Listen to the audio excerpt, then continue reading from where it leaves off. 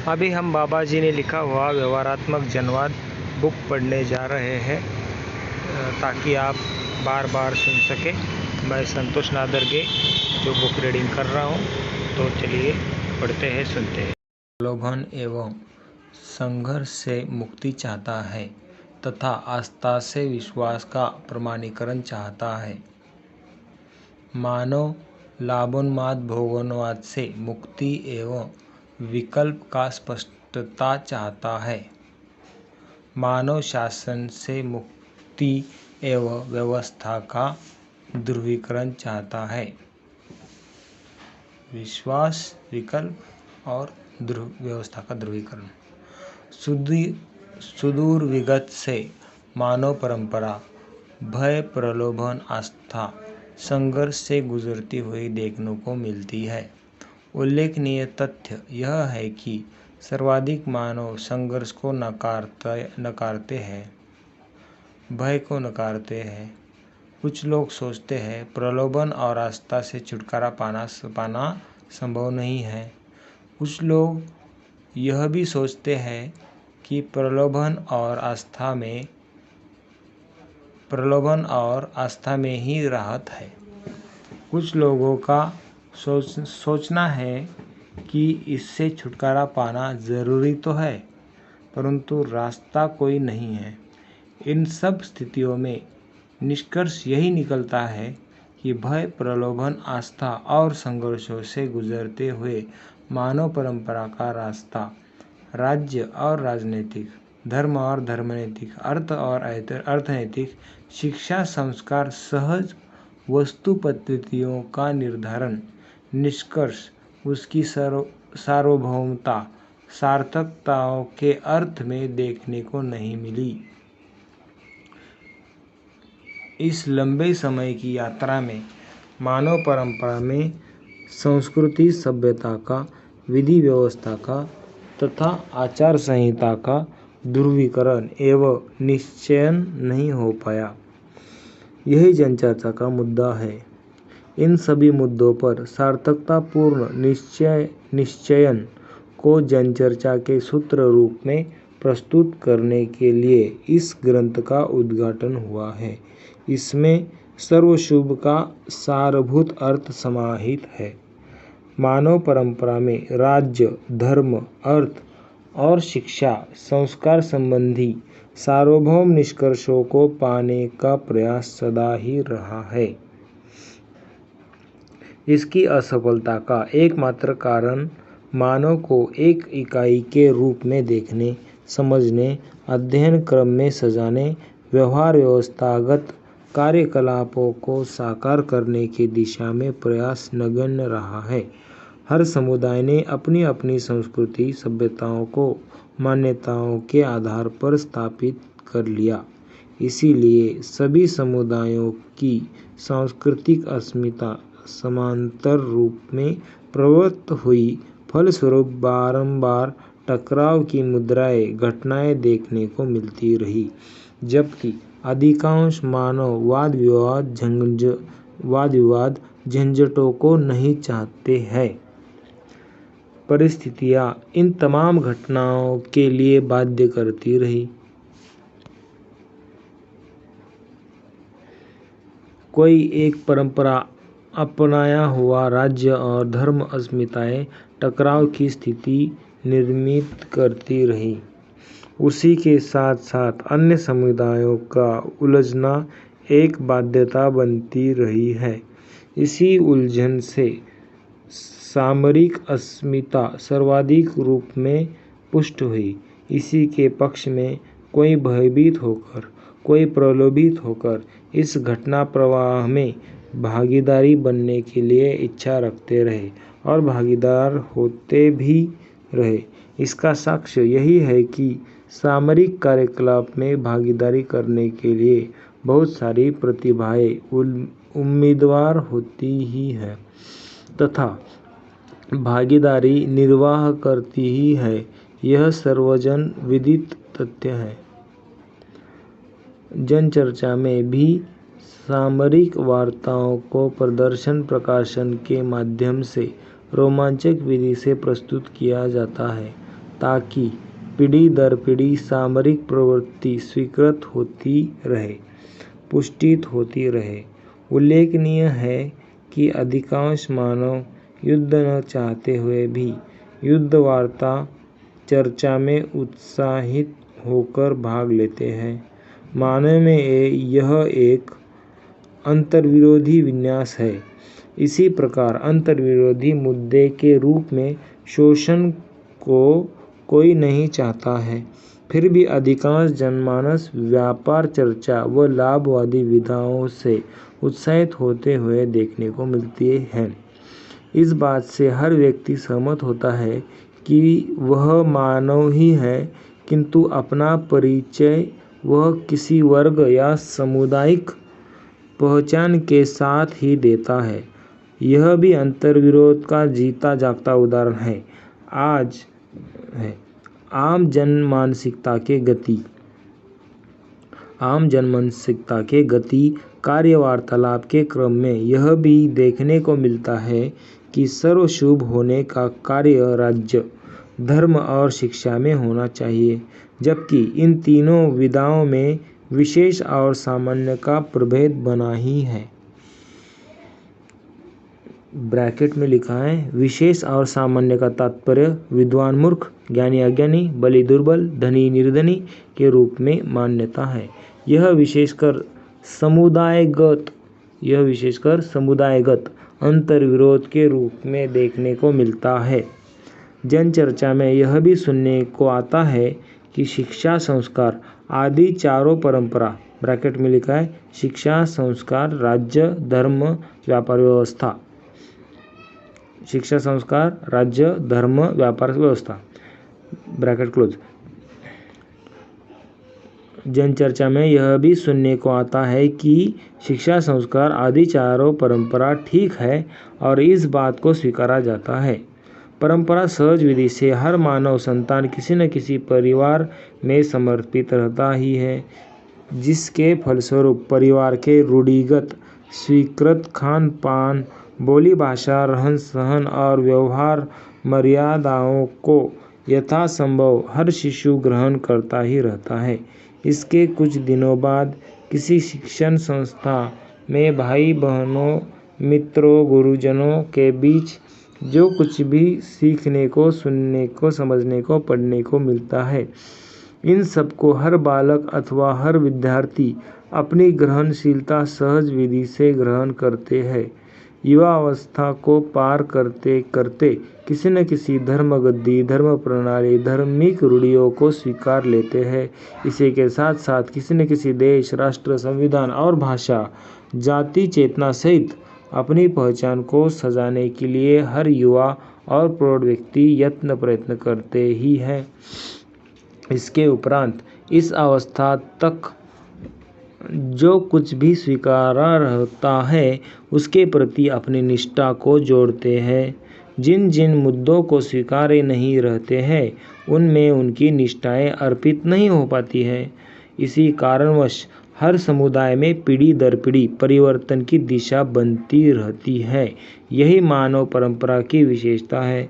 भौतिकता प्रधान दृष्टिकोण से, भोगवादी दृष्टि से मानव को भले ही जीव जानवर कहते हो क्यों कह रहे हैं, इसके बावजूद तथ्य यही है कि जानवरों में यथावत पिछली पीढ़ी से सदृश ही अगली पीढ़ी के कार्यकलाप और प्रवृत्तियां देखने को मिलती है, जबकि मानव परंपरा में पीढ़ी से पीढ़ी में भिन्नताएं व्यक्त होती ही रही है तथा विचार, कार्य, व्यवहार जबकि मानव परंपरा में पीढ़ी से पीढ़ी में भिन्नताएं व्यक्त होती ही रही है तथा विचार, कार्य, व्यवहार, सुविधा, संग्रह, उपभोग, बहुभोग आदि विधाओं में भी परिवर्तन होता ही आ रहा है। इसकी समीक्षा में पीढ़ी से पीढ़ी अधिकाधिक सुविधा संग्रह में परिवर्तित होना देखा गया है। कट्टरवादिता, अंधविश्वास और अन्य अर्थविहीन रूढ़ियों के प्रति पुनर्विचार करने के लिए प्रवृत्तियां अधिकाधिक लोगों में उदय होती हुई देखने को मिलती है। इन्हीं तथ्यों से पता चलता है कि मानव जीव जानवरों से भिन्न है। भिन्नता का मूल स्रोत सर्व मानव में प्रकाशित कल्पनाशीलता, कर्म स्वतंत्रता ही है। विगत घटनाओं की श्रुतियों के आधार पर हर व्यक्ति अपनी कल्पनाओं को दौड़ाने में सार्थक है ही। इसी क्रम में मानव हर घटना के साथ उचित अनुचित को समझने, औचित्यता के प्रति सकारात्मक रवैया अपनाने, अनुचित के साथ नकारात्मक रवैया अपनाने के लिए अपनी कर्म स्वतंत्रता का प्रयोग करता ही है। यह सर्व मानव में सर्वविदित तथ्य है। इस धरती पर आदिकालीन मानव का भिन्न जलवायु में शरीर यात्रा आरंभ होना सुस्पष्ट हो चुका है।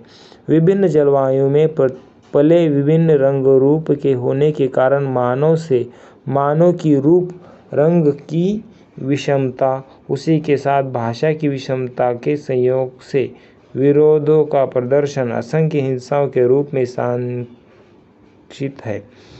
प्राकृतिक भय, पशु भय, मानव में निहित अमानवीयता, हिंसा, शोषण, द्रोह, विद्रोह प्रवृत्ति, ब्रैकेट में लिखा है हिंसा, शोषण, द्रोह, विद्रोह प्रवृत्ति। प्राकृतिक भय, पशु भय, मानव में निहित अमानवीयता का भय अर्थात अथ से इति तक भय के विभिन्न स्वरूपों को परिलक्षित किया गया है और हर व्यक्ति इन्हें परिलक्षित कर सकता है। भिन्न भिन्न मानव कुल और परंपराओं का विभिन्न भौगोलिक परिस्थितियों में आरंभ होना एक नियति सहज विधि है। इस आधार पर ही भिन्न भिन्न मानसिकता का होना स्वयं साक्षित है। इसे हर व्यक्ति अपनी संतुष्टि के लिए अथवा निश्चयन के लिए सर्वेक्षित कर सकता है। इसी मानसिकता के क्रम में भय पीड़ित अथवा प्रताड़ित मानसिकता ही सर्वप्रथम व्यक्त कराने का अवसर और आवश्यकता समीचीन रही है। इसका साक्ष्य आज भी हर भाषा में भय संबंधी कथन, कथा, परिकथा तथा चर्चाओं के रूप में प्रकाशित होता हुआ दिखाई पड़ता है। साथ ही साथ अभयता की अपेक्षा हर पीढ़ी में रहती आई है और हर पीढ़ी अभयता से परिपूर्ण होने में असमर्थ रहती ही आई है।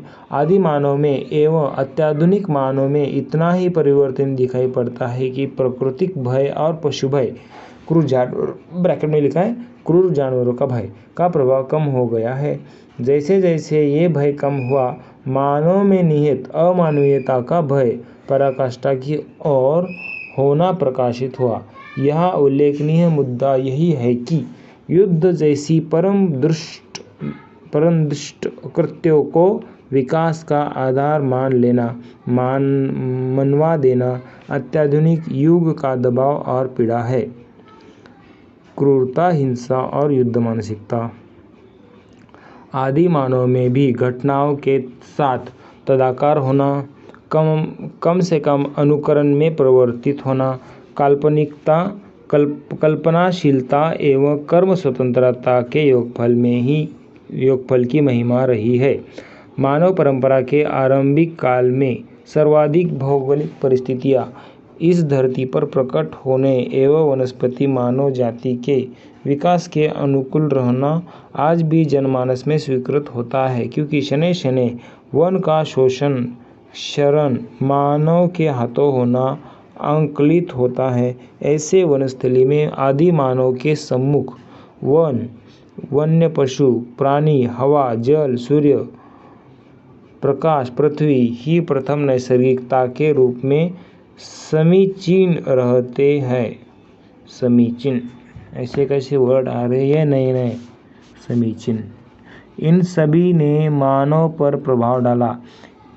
इनमें से हवा, जल, प्रकाश, धरती की स्वीकृति और जंगल, वन्य प्राणी तथा उनसे संपन्न होने वाले क्रियाकलाप की अस्वीकृति रही। फलस्वरूप वन्य प्राणियों के साथ हिंसक रवैया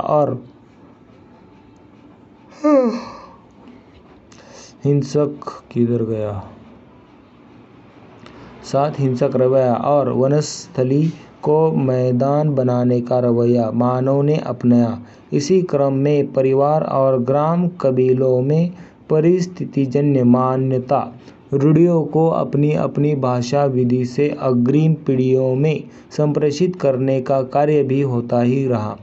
आदिकाल में भय के अलावा भाषा में वर्णन करने की कोई वस्तु ही नहीं रही।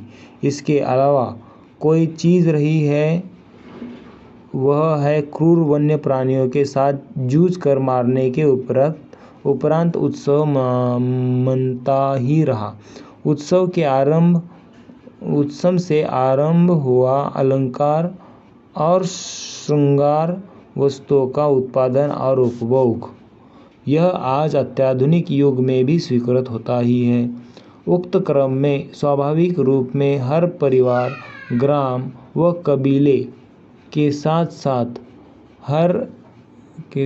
साथ क्रम से जंगल युग के अनंतर पाषाण युग के अनंतर धातु युग के अनंतर स्वचालित यंत्र युग और विद्युत युग का उदय हुआ। पहले से ही वन को काट कर मैदान बनाने की कार्यविधि को मानव अपना चुका था। क्रम से उक्त युगों के उदय के साथ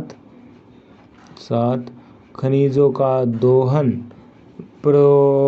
प्रौद्योगिकी प्रवृत्ति, संग्रह सुविधा की आवश्यकता, भोग, अतिभोग, बहुभोग की दिशाओं में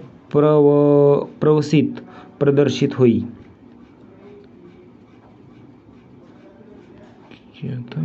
क्रम से उक्त युगों के उदय के साथ साथ खनिजों का दोहन, प्रौद्योगिकी प्रवृत्ति, संग्रह सुविधा की आवश्यकता, भोग, अतिभोग, बहुभोग की दिशाओं में प्रदर्शित हुई। उपरोक्त क्रम से संपूर्ण राज्य मानस में युद्ध और युद्ध कला हर देश या राष्ट्र में अहमता और सम्मान का कारण बना।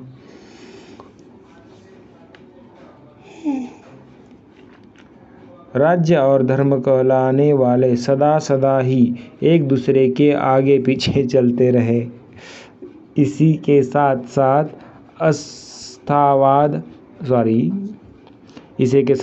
आस्थावाद का समावेश होता ही रहा। आज की जनचर्चा में इन्हीं मुद्दों का उद्घाटन है। प्राधान्यता सामान्य जनमानस सुविधा संग्रह के मुद्दे पर रोमांचित होता हुआ, उत्साहित होता हुआ देखने को मिलता है। सुविधा संग्रह विधा में जिनकी कुछ पहुंच बन चुकी है, ऐसे लोगों में भोग, अतिभोग, बहुभोग, रोमांचिकता का मुद्दा बना हुआ देखने को मिलता है। राजनेताओं में भी संग्रह, सुविधा, भोग, अतिभोग की मानसिकता देश राष्ट्र की अस्मिता नाम से युद्ध, शोषण और द्रोह के रूप में देखने को मिलती है। इस मुद्दे पर भी रोमांचित करने के लिए प्रयत्न किए जाते हैं। आज की स्थिति का निरीक्षण परीक्षण करने पर यही निष्कर्ष निकलता है कि राज्य, धर्म, व्यापार में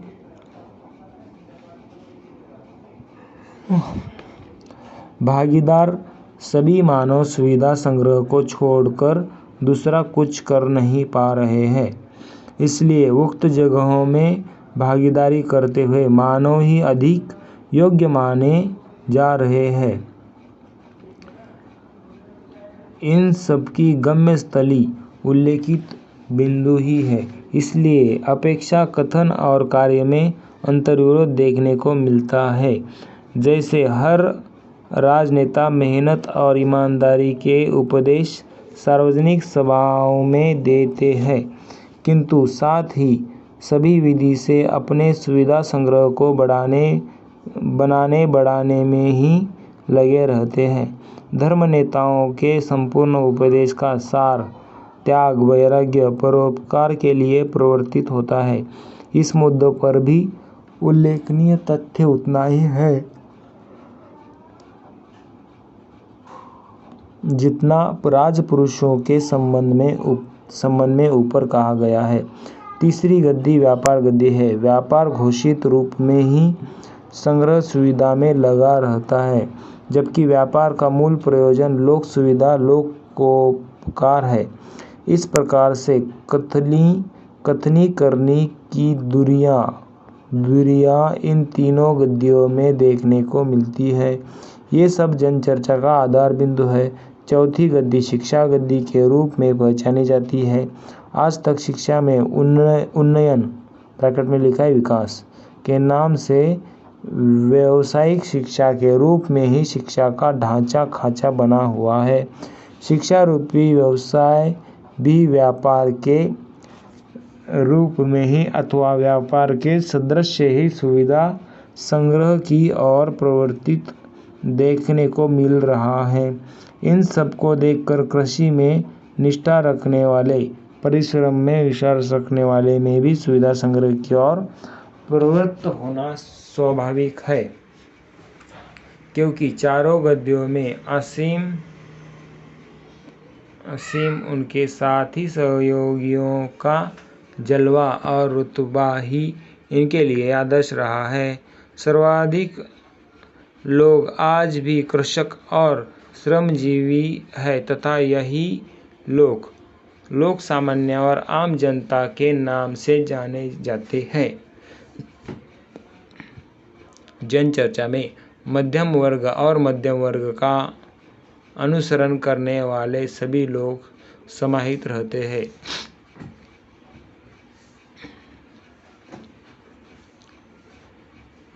जनचर्चा में मध्यम वर्ग और मध्यम वर्ग का अनुसरण करने वाले सभी लोग समाहित रहते हैं।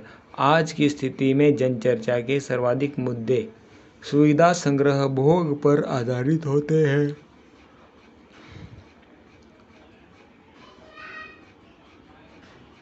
संपूर्ण साहित्य, वाङ्मय, परिकथा, कथाओं व संचार माध्यम का वाचन श्रवण भी इन्हीं अर्थों में सुनने में आता है। वर्तमान के आदर्शों के आधार पर ही जनचर्चा होना देखा गया है। इसी के साथ तमाम आपराधिक घटनाएं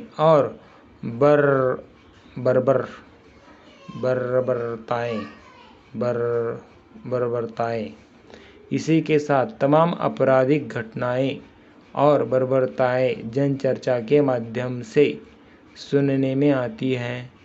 उल्लेखनीय है कि उक्त सभी बातों को जनमानस सामान्य कार्यकलाप के रूप में स्वीकार कर रहा है, किंतु अपराध, लूट खसोट, छीना झपटी जैसे कार्यों को स्वयं के साथ घटित होते हुए स्वीकार नहीं पाता है। घटित हुई घटना दोनों प्रकार से जनमानस चर्चा की वस्तु बनती है।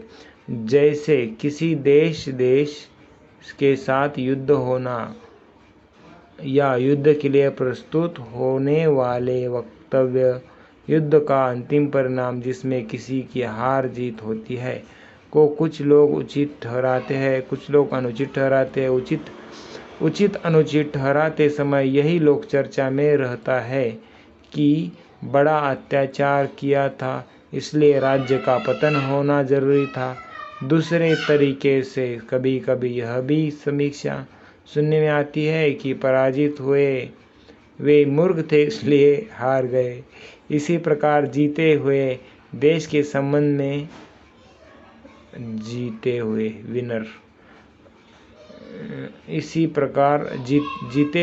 देश के संबंध में भी उचित अनुचित के रूप में जनमानस चर्चा करते रही है। घटनाक्रम में किसी परिवार के साथ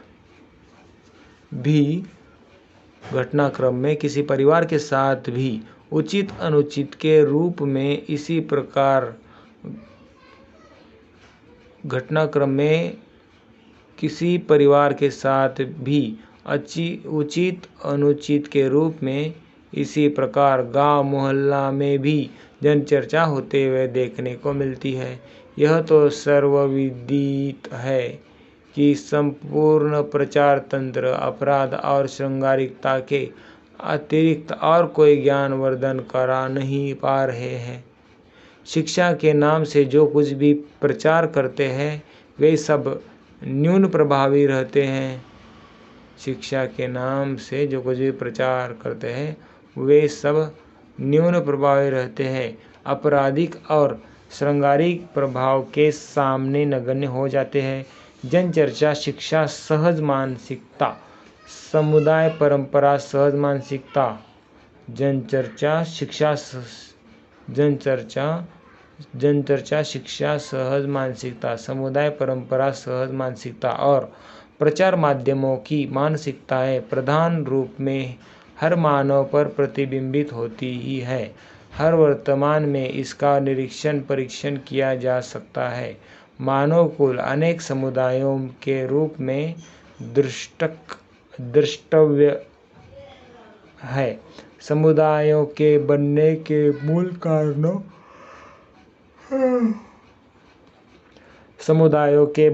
मूल कारणों की ओर पहले ध्यान दिया जा चुका है।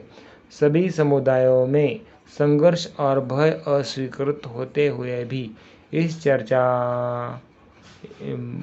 इसकी चर्चा बार बार देखने को मिलती है।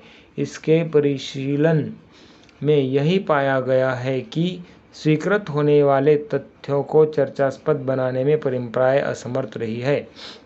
जैसे हर मानव विश्वासपूर्वक जीना चाहता है, विश्वासपूर्वक जीने की चर्चा और चर्चा की मूल वस्तु उसकी प्रयोजनकारिता को परंपरा कोई दिशा नहीं दे पाई। यह व्यवहारिक होने के कारण व्यवहारात्मक चर्चा की अति आवश्यकता है। प्रकारांत से हर मानव के साथ और नैसर्गिकता के साथ जीने की स्थिति की कम से कम शरीर यात्रा पर्यंत प्रभावित करने की स्थिति समीचीन रहती ही है, जबकि सभी चर्चाएं अलगाव विलगाव की ओर ले जाती हुई देखी जाती हैं। अभी तक की चर्चा की निश्चित विभाजन रेखा भोगवाद और त्यागवाद है।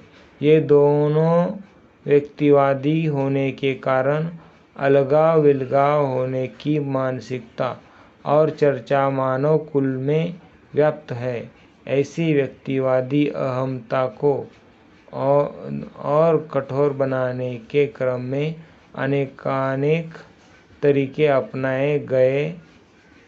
ऐसे तरीकों में माध्यम अति महत्वपूर्ण रहा। 8वां पेज नंबर का पहला पैराग्राफ हो चुका है। प्रलोभन एवं